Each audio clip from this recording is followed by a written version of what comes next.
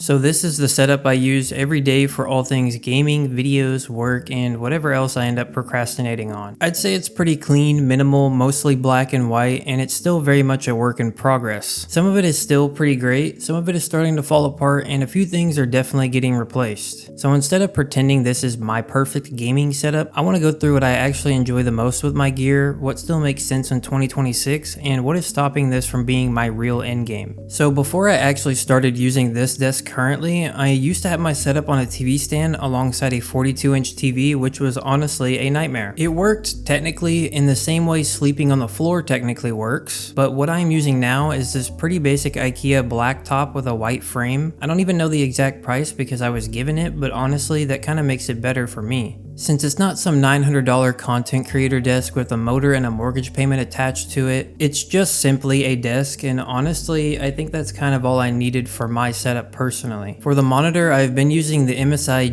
G273QF or something like that. It's a pretty typical 165Hz 1440p monitor I bought on Amazon in 2022 for 350 bucks. It honestly has been a pretty decent monitor. It has fairly decent color accuracy, decent gray to gray times, and overall I've been pretty satisfied with it for the meantime. But there are just a few dead pixels, at least as far as I could remember. I couldn't actually find them when recording this, so I have no idea where they went. And it does feel like it takes just 5 seconds too long to turn on most of the time, which is kind of a bummer, but not really since monitor tech has been moving so rapidly. I've been keeping my eyes out for any solid finds, and I've been pretty happy with this one. The keyboard I've been maining is my custom KBD Fans Tofu 60 Redux board that I did in all black, which is definitely the centerpiece on my desk. I also really love the KBD Fans white on black simple bass set that I purchased for this board, which I feel really does complement the overall muted and black aesthetic of the setup. Yeah, and overall it basically does exactly what I want aesthetically, which is being muted, clean, and simple, all while being functional and satisfying to use daily. And yeah, I recently made an update to the full video breakdown of this build specifically, so if you're curious to see how I built my board, I will leave that in the description below. Now as for my mouse, I've been using the G Pro X Superlight 2 since it came out pretty much. Technically this is my second one because my first one had clicks and a bottom shell that felt like Logitech shipped me a beta testing unit, which had the worst creaking on a mouse that I've ever heard. Coding has been super solid with this one, clicks have also been pretty solid, and I have not felt strongly compelled to upgrade from this to anything crazy since I think gaming mice are kinda at the peak of what is possible, though a Logitech G702 Superlight would probably be my in-game mouse. And of course it's still capable of polling rates up to 8000 Hz,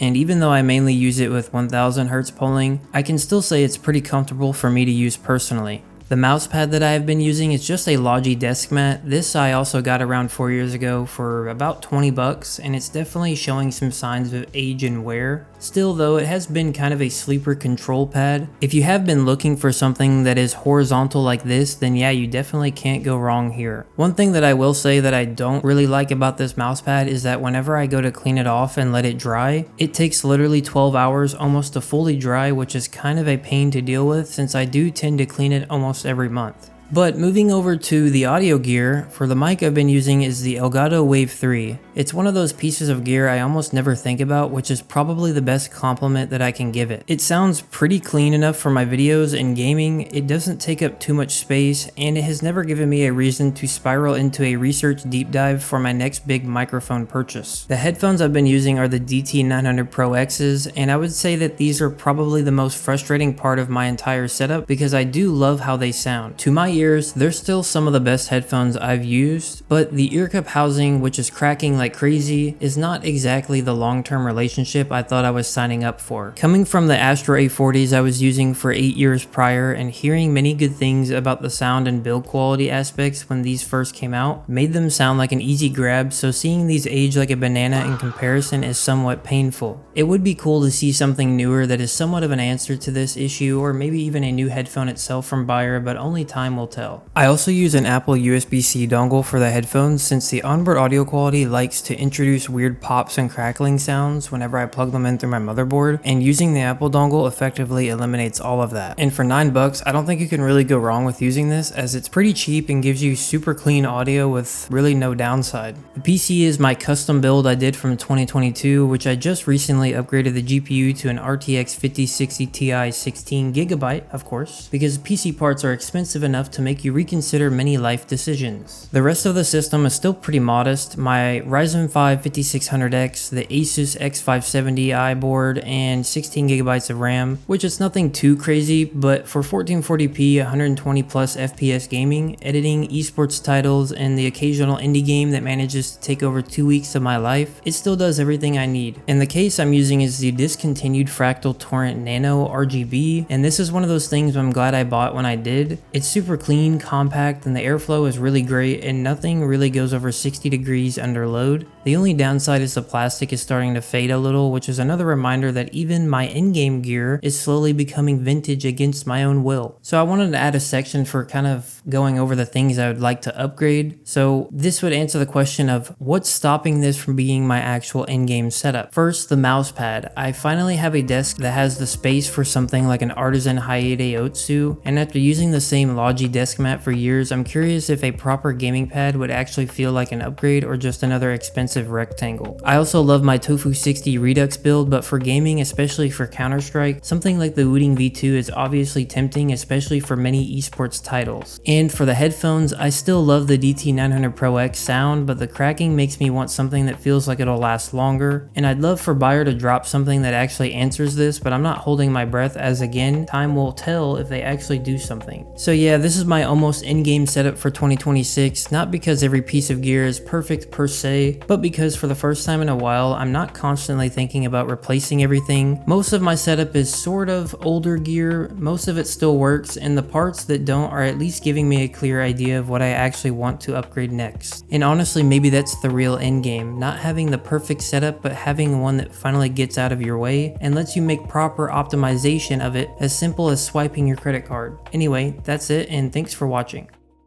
Hey, where'd you get that? You get that plant for real?